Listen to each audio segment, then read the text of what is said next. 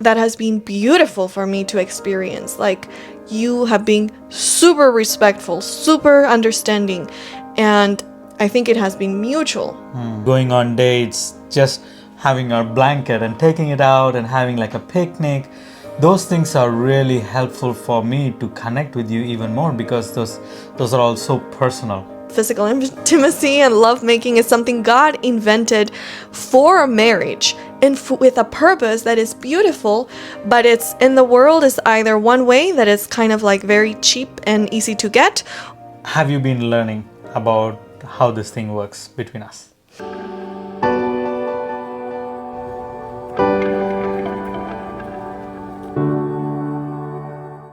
Welcome back to another episode on Happily Ever After. This is the Raj family.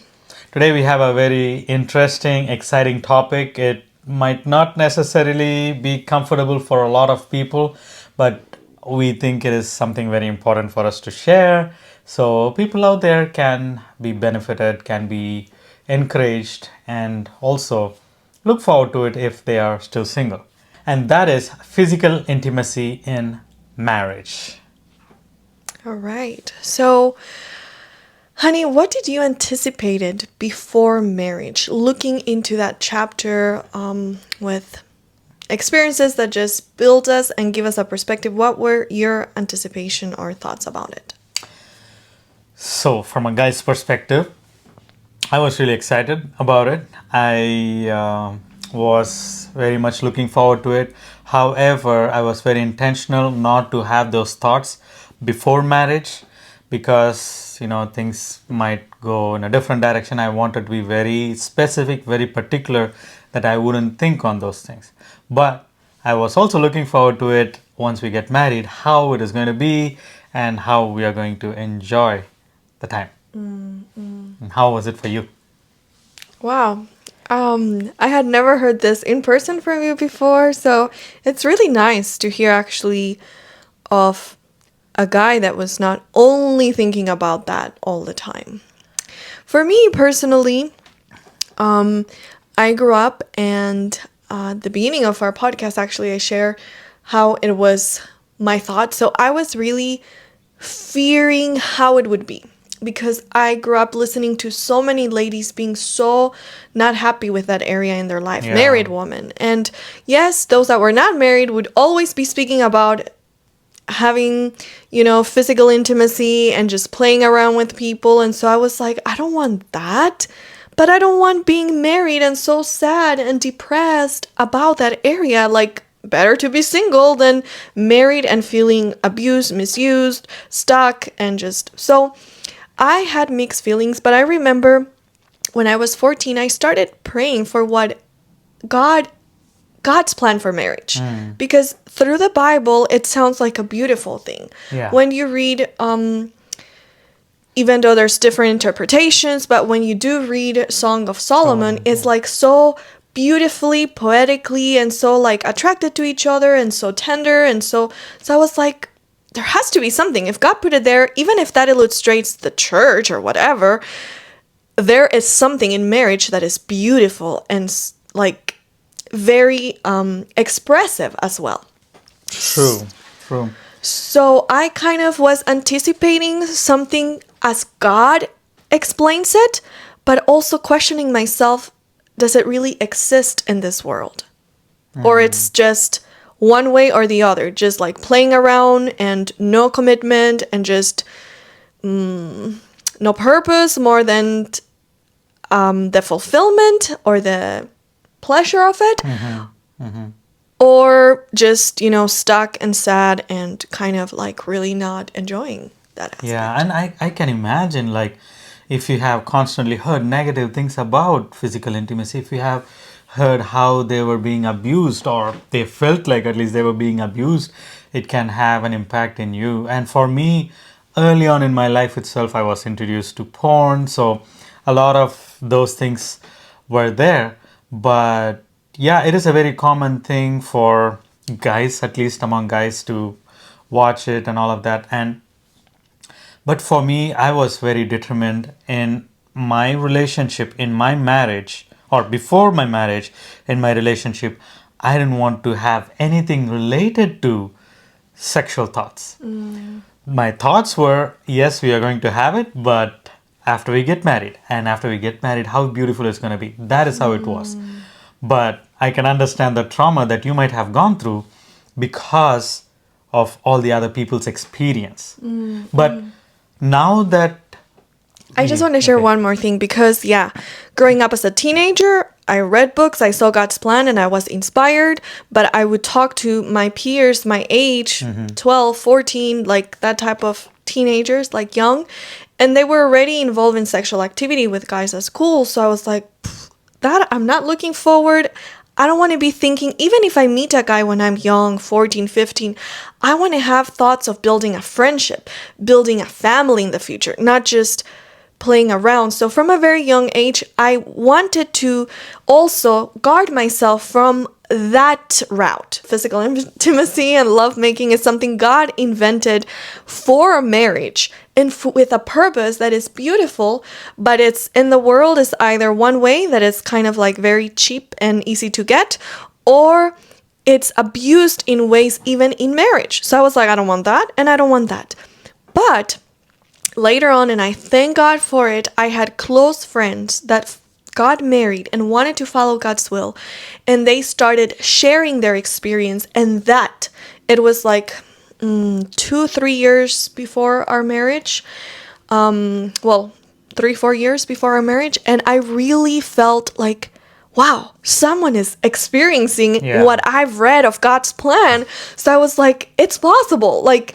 And then here and there, I would hear other Christian podcasters talk about it in a more like encouraging way. So I started to regain hope that it exists. And there are people that are enjoying this aspect in marriage in God's way. Yeah. And so I was kind of anticipating something good, that it was possible. Not only God said it, but I started to see it. And I was like, whoa, like people should speak more about this. Like not only the ones that are being abused should speak, but also those that are experiencing something good. Positive things. And it goes along with the marriage experience too, right? Most of the times what we hear is the people that go through bad times, that have issues in marriage, and they smear it in everyone's life saying this is how marriage is going to be. It's going to be really bad. And on the flip side, there is good things that are people experiencing as well. There are so many people that experience beautiful things in their marriage, but many of them don't come out and speak about it. I would love for those people to come out and speak, which will give hope for more people than those who are just suffering and struggling. And it will be more encouraging. And same thing with the physical intimacy as well. I think if more people come out and share how beautiful their experience is, it will help people like me that were exposed to porn early on in my life will be like, oh, so, okay, it's a beautiful thing. I don't have to watch these things, or I don't have to get influenced by my friends with these things. I can just wait till I get married, you know? So I really wish there were more people that would talk about these sensitive things, but openly. And I personally don't really see the importance of talking the negative impacts, like how the brain changes. I'm not talking about how you're thinking. I'm just talking about how the physical appearance changes and all of those things. I'm not interested in those things. What would help me is how beautiful it would be. You know, more of the positive things, because at one point you would feel like, yeah, these are the things that is going to happen, but what can I do? You know, it is more like an addiction, you know, like with cigarettes and alcohol. It's the same thing. You talk about, oh, when you smoke a lot of cigarettes, your lungs are going to be affected, and this and this is going to happen. Many people are like, yeah, it is what it is. And some people even try to fight it, saying, oh, my grandma smoked and she lived till 90 years old. My grandpa smoked and he was fine. He crossed 100 years old. You know, there is a lot of negative things that people love to point out, which has its place. But I think talking about positive things makes it even better, makes it even more wanting, you know? A bigger motivation to make our choices. Exactly, exactly.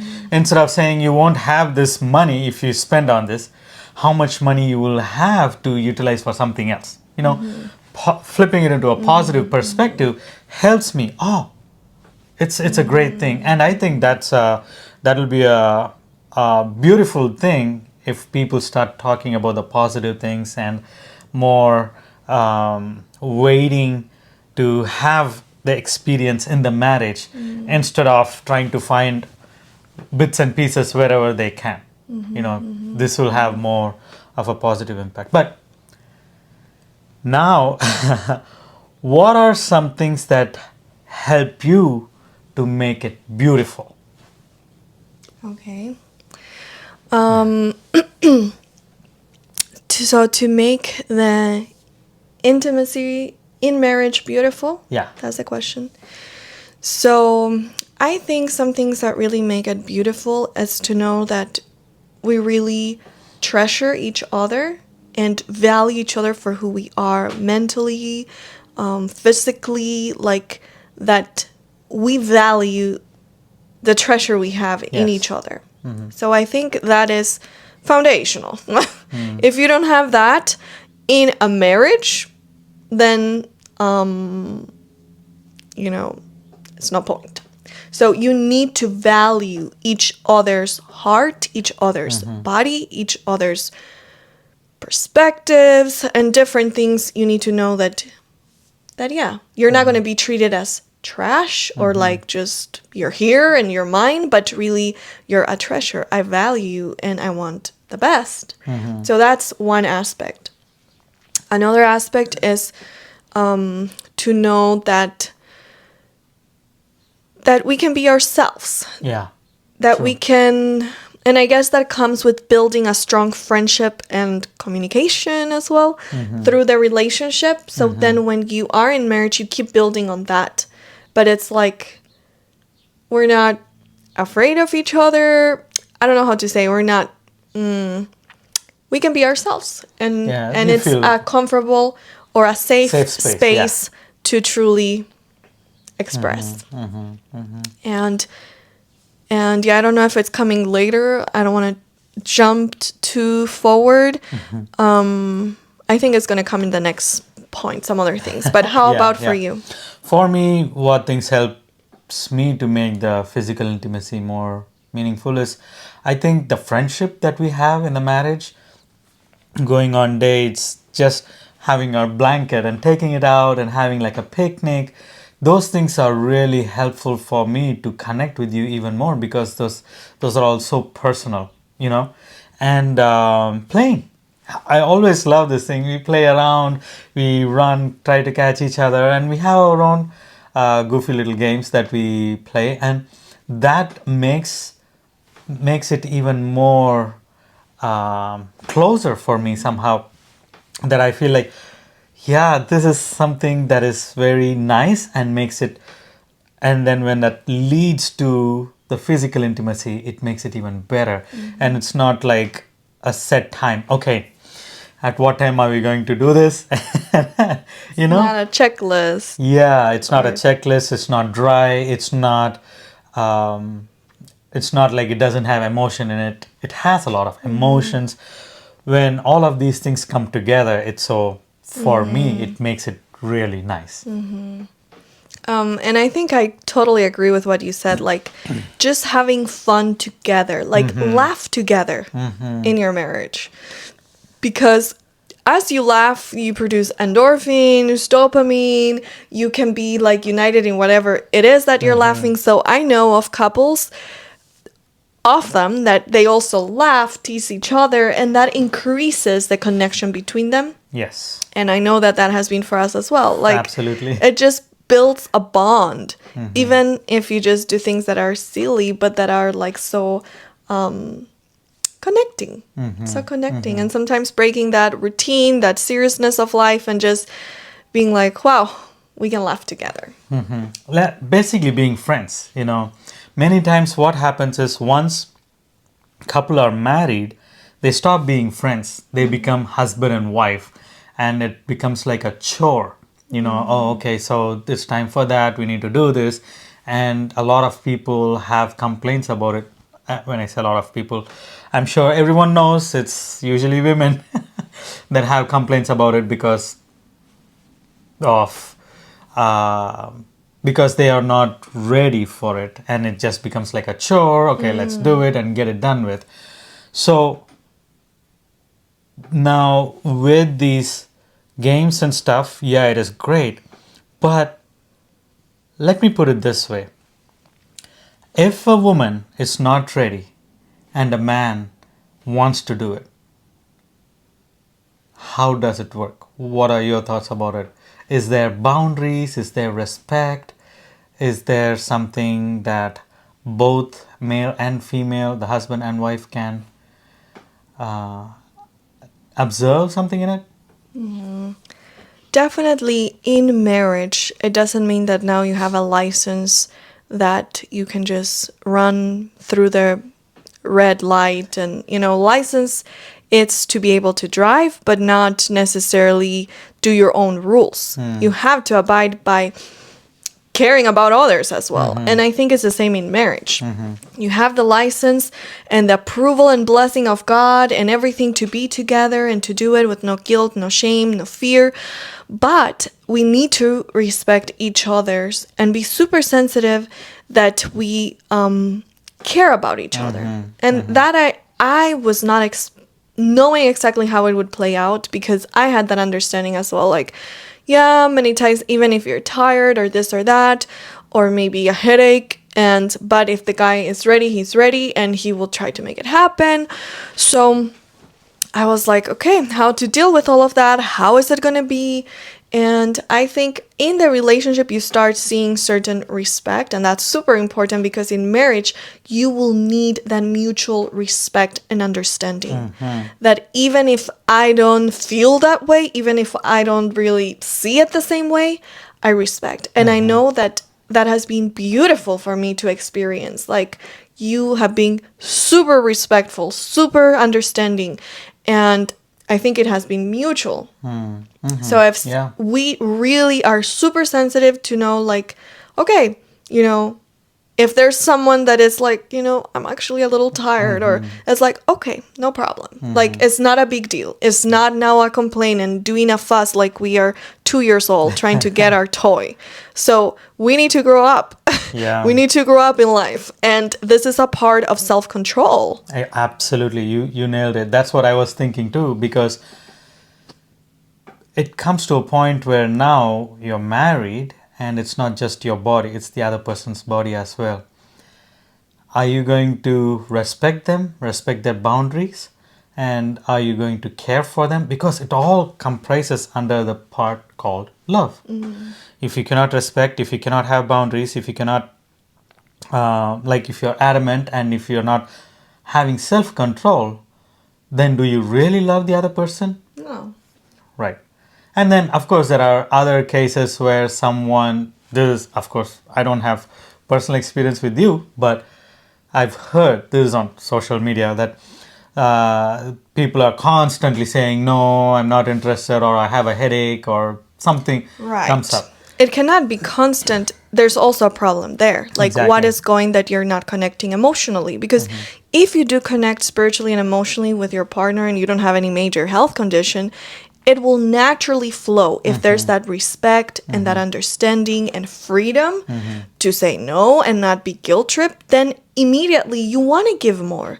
Immediately, it's like, it's such a huge topic, because this is huge in relationships. The lack of many times learning to give space so that love can flourish. So we think, I love you so much, so come on, accept my wish. Or we do it so manipulative that the other person feels bad and then does Gives it. it. Yeah. So what is that? What is it? So I think I have found, and I was very scared, honestly, before marriage. I was like, if my husband is putting pressure, I feel I will shut down. And I think that's what happened with It many happens, yeah. ladies. And then the husband is frustrating with a wife that doesn't want it. A wife is frustrated with a husband that is demanding. And then they're in that same pattern. Because once that spirit starts, if you don't change it, I think it can destroy completely love. So no wonder so many marriages are struggling with this. And it's a real thing. But I was just, when we got married and I saw that truly desire not only to from you, not only to have a good time for you, but to really bless me and to respect me, then I was like, whoa, I never heard about this so much. And I was not expecting this. And my heart completely opened up in more safe feeling. And the love just blossomed. And I started to comprehend even more of God's character through it. So I was like, marriage is so beautiful. God truly invented it with such a beautiful plan to reflect his character. And so I just feel so privileged that God has given us the opportunity to experience that. Yeah. And as long as we're surrendered to him, he will help us. But it starts when we're single, right? Yeah. The self-control, the learning to submit to God, because then we have to submit to someone else. We have that is like it's a huge thing It's a that growth starts factor. when we're single and will continue through marriage. Absolutely. Absolutely. Now, we spoke about how nice it is, what causes it to make it better, and then respect and boundaries. What, this is just a question that just came to my mind. What could be something, one thing, just you can share one thing that someone might not be interested in physical intimacy constantly on a regular basis? What could cause something? That. Cause them not interested in physical intimacy. I actually can think of one thing, and that is if they are emotionally involved with someone else. Well, for sure. Yeah. In many cases, Not even if- sexually. yeah, not even Yeah. sexually. Absolutely. That's a very important point. Not even sexually. They might not even be involved sexually, but they might be involved mentally or emotionally, and they are unable to connect with their spouse, whether it's a husband or a wife. You know, that is something that we can observe. And I mean, the given is that the spouse has been respectful, the spouse has been very careful, not crossing their boundaries and all of that. Yet we do hear complaints that, oh, there is not great physical intimacy, we don't have physical intimacy, or vice versa. And one of the things that I would say I have observed is the spouse is not emotionally available to you, unfortunately. And would that be considered as a cheating in a way? You're robbing your marriage from what it's meant to be.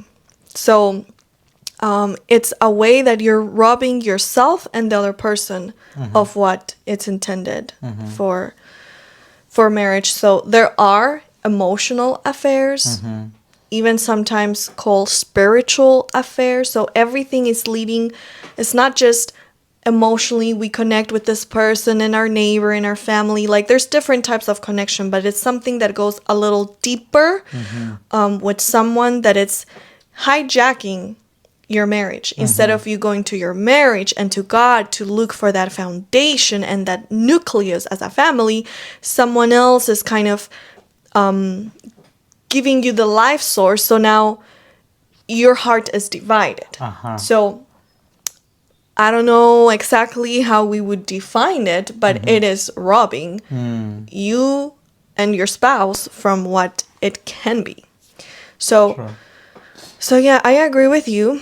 Definitely, if there's emotionally connections that are too deep, even it can be a parent. I've seen this as well. Like there's a codependency with someone that is taking too much time and energy and everything, that then there's nothing to give and nourish in your own nucleus. So Wow. I never thought of it that way. I every mean, I know about codependency with other people besides parents. I never thought of the physical intimacy being affected because you are emotionally connected or codependent with your parents. Wow. So, I mean, I haven't experienced it myself, so I cannot really say how, to what degree it will impact. But the thing is that, to put it in simple words, I think physical intimacy is a result, or should be the result, of spiritually and emotionally that strength. If other things are robbing you from that strength, then you will be weak, and your physical intimacy will also be weak in that. You can do the act. You Yeah. can do the For the sake of doing yes, it. Yeah. but Yeah. you won't have necessarily the desire because you're exhausted from other things or other conversations or other situations. So I think that brings to another point that sometimes also excessive busyness, tiredness, and stress can definitely also rob from a healthy, intimate life. Very true. And Very true. that's just the truth. Yes. Yeah. Because more than physical exhaustion, mental exhaustion has an impact on the physical health. And when you're mentally exhausted for a period of time consistently, then it does have an impact in the physical intimacy. Because it's all um, also a physical component. Like your body will be drained and it won't respond in the same ways many times. And I think, is there another point you can think of that can affect? I was thinking more of the stress factors. In fact, that goes along with what you said, like in terms of work or mental exhaustion and all of that. If you're stressed out, you won't be in the mood to uh, have the physical intimacy as it is supposed to be. Yes, I can do it, or however, but there is no wholesome fulfillment in it. It's just, oh, okay, I'm stressed out, I did this, I'm relieved, and then go on with the life. But I think the stress has a huge factor as well. If someone is not interested in it, maybe that is one of the things that will be need to check on. Emotional connection, stress, mental exhaustion, a lot of things, a lot of factors that can be involved in it. Of course, Yeah. it doesn't have to mean that they are always cheating, but there No, are several other things that can be part of it as well. Yeah. that can be robbing you from having a better connection at that level. Have you been learning about how this thing works between us? Definitely, it's a learning curve because I don't know why, but many times it's thought, things just, I guess growing up, I thought, well, it just happens naturally. Everything just would flow perfectly and yeah, just will happen. But I think, like everything else in life, it's a process to learn. And so I like to call it like playing an instrument. For any of you that do play instruments, do you play in an orchestra right away from day one? No, you first learn the instrument, start playing notes, and start seeing the process of it. And so, but it gets better, sweeter, more understanding, easier. All of those things of learning an instrument so you can play an orchestra well or a music, whatever. So I think it's the same for physical intimacy, and that was important to be patient with the process, I think, at the beginning, because yes, some people say, well, that's why you should have, practice An experience, so that you yeah. come into marriage a professional. But is that what marriage is for? Or marriage should be where you learn together as well. So I think might as well learn together. Yeah. I think And that will be even better, because if one person has a lot of experience and the other person doesn't have experience, the person that has a lot of experience is going to suffer, because the other person is still starting and trying to understand and have Yeah, that it's like connection. a beginner playing a Yeah, violin and a yeah, professional, but you can both start learning and yeah, grow together in it. yeah. So we don't have to become a professional violinist to get married in this context, but we can just see who God is leading us to and learn together. And that's a beautiful thing as well. And so you do have to be patient with each other in that process in learning and not have like this expectation of performance but more of an experience that you enjoy the experience, and that I think goes throughout marriage. It's not just performance, but it's an experience that you have with bonding, with just having fun together and enjoying the gift in that area in marriage. And the other part that I like is about communication, open communication, right? Because we are growing, we are learning what works and what doesn't work, what are the dislikes and what are the likes. But then open communication definitely helps with it, because we openly share and not expect the other person to know what it is. Like if you are appreciating it or not, I will not know. Sometimes I can know with the um, the body language, but then isn't it easier to just share it? Hey, I like this, I dislike this one. It makes it even better, because then next time I'm like, okay, she doesn't like this, let's try the one that she likes. So I think really open communication helps with physical intimacy as well, just like everything else. Yeah, yeah. And I think it's just very important. Another thought came to my mind of an illustration, like as a massage therapist. You don't feel the massage, but you constantly ask, how is the pressure? How are you doing? Is it okay? So the same should be kind of as you're learning each other, then it becomes more natural and not all the time you need to be asking and telling, but there should be clear communication and no fear to express, because that's the only way we will learn. Yeah.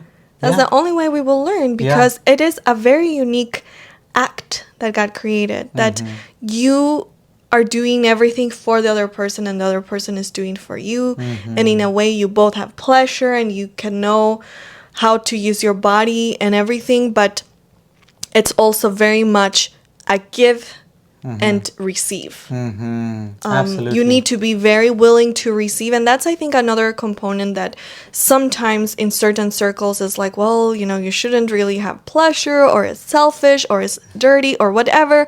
So yeah, you do it in marriage, but you should not really express, because then maybe I don't know, like a bad connotation Wow. to actually being more open in this area in your marriage. So many people are not necessarily that open. I have not heard something like that personally. I've never heard that personally. It's a very different thing. But if you're not emotionally involved, then what is it?